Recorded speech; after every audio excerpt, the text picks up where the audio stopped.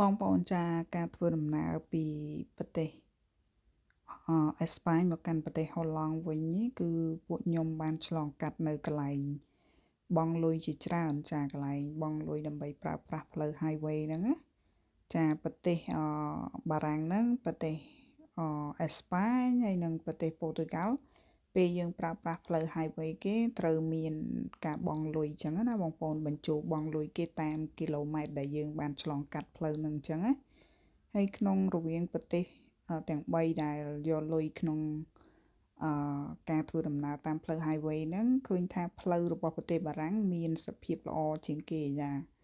ផ្លូវគេបើក